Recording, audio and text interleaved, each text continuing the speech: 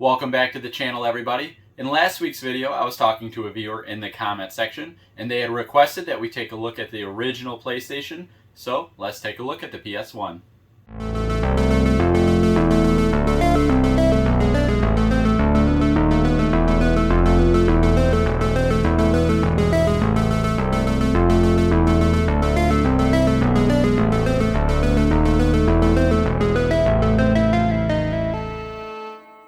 Luckily, we have a pile of consoles awaiting their turn to be restored. This unit here looks like a perfect candidate for the project. As you can see, this unit is dirty. It did test and function as it should, but the disk drawer will not remain closed on its own. This is a very common problem with PlayStations, which we will address shortly. The PlayStation we are working on is NTSC, model number SCPH-9001.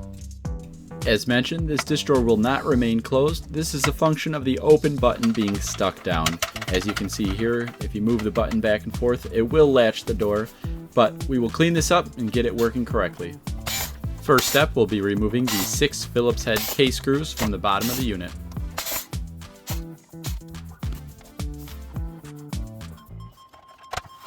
The case is split by simply lifting off the top half. Overall, on the inside, it does not look that bad. It appears that most of the dirt and grime is on the outside of this unit. We're going to start by first removing the ribbon and power cables for the laser disk drive. The ribbon cable for the disk drive is extremely fragile and can easily be torn, so you must use caution when unplugging. Once unplugged, you can simply lift the disk assembly off. This cable guide simply pulls off with a pair of needle nose pliers. We can then remove both the ribbon and power cables. Once set aside, we can now remove the 2 Phillips head screws holding down the power supply. The supply itself will simply lift out at an angle. There are 2 Phillips head screws holding down the controller ports and 4 holding the top tin on the main board.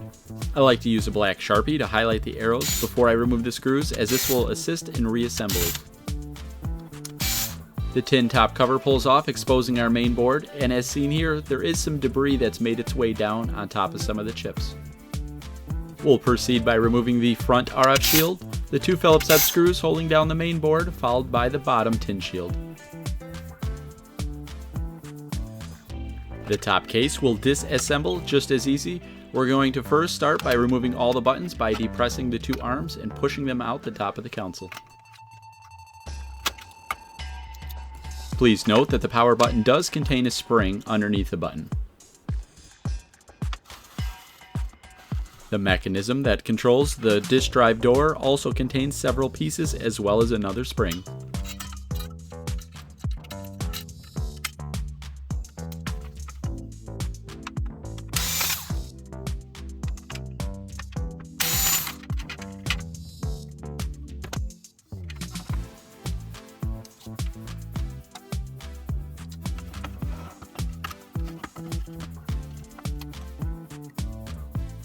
Now it's time to remove the brackets that hold the disk drive door in place.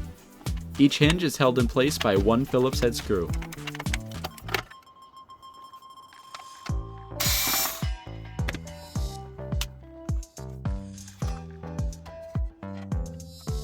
To remove the side that has a mechanism and a spring in place, simply actuate the door and pull the bracket off.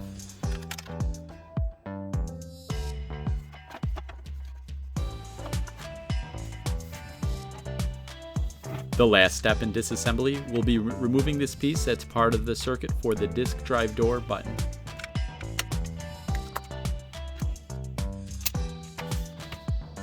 Here's a look at the entire console disassembled and laid out, as well as some of the tools used for this project. Note, as in all of my videos, I'm using the iFixit project mat to keep track of all the hardware.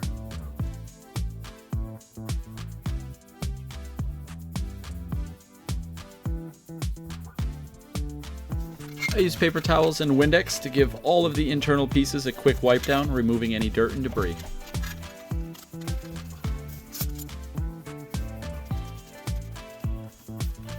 Here I'm going to use Q-tips at 91% IPA to clean any dirt and debris from within the controller ports.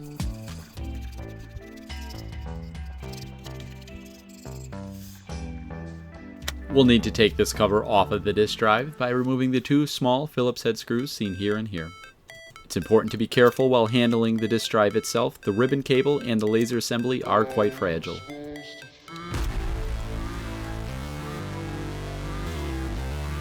To remove the cover, you'll want to lightly hold the ribbon cable in place while pulling out and lifting off to one side.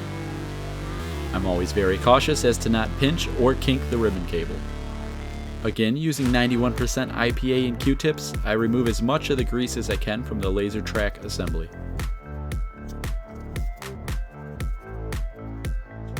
I'll apply a very light amount of white lithium grease to this Q-tip and then re-grease both the slides and gears. When doing this, a little bit goes a long way, and you want to be careful not to get any of the grease on the electronics or the laser. Before reassembly, it's important to slide the flex cable back into the guide. Now we can simply feed the top cover back in the opposite way of which we removed it. There are 2 brackets on this cover you want to make sure in place before reinserting the Phillips head screws.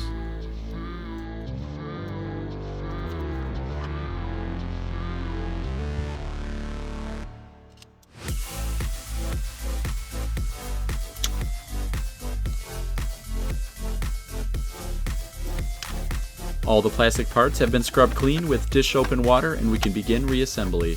The door spring first slides back onto the bracket and then feeds into the slot on the disk drive door. Whenever we reassemble projects, we always do so by hand. Starting this screw first, counterclockwise rotation. This prevents any stripping or cross-threading.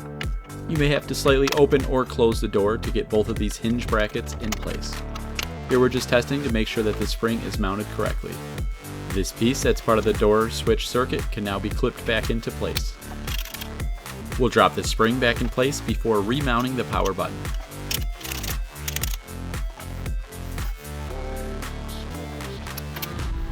I coat all the disc door mechanism parts with this dry lube before reassembly. This ensures smooth opening and closing of the disc drive door.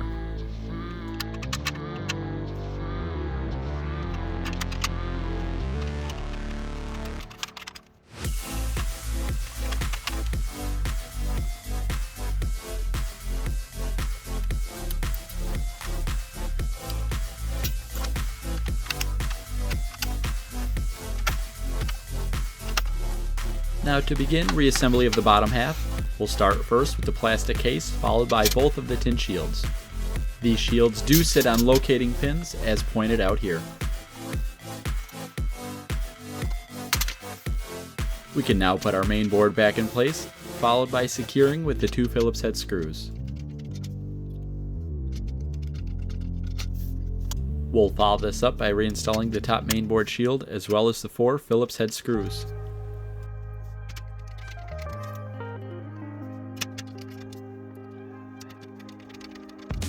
The controller assembly sets back in place, also secured with 2 Phillips head screws.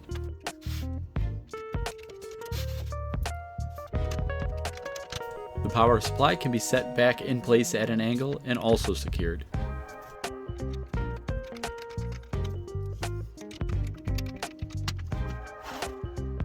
The disk drive is now ready to set back in place. Cable routing is very easy on this console, but again, make sure that neither of the cables are pinched or kinked.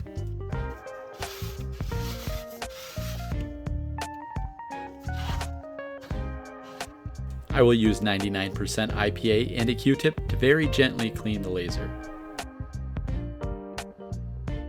One of the final steps will be to reinstall the cables for both the controllers and power supply. After they are both connected, we can reinstall the plastic cable guide.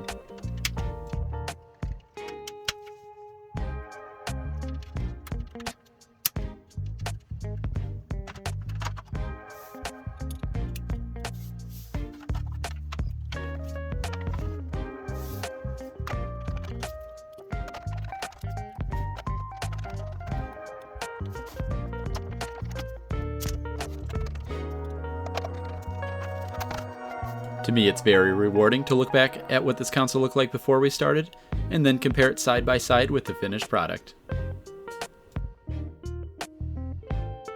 Alright everybody, thank you for watching to the end of the video, and Bagger, thanks for the request. I hope this video is sufficient for what you were looking for. We'll see you next time.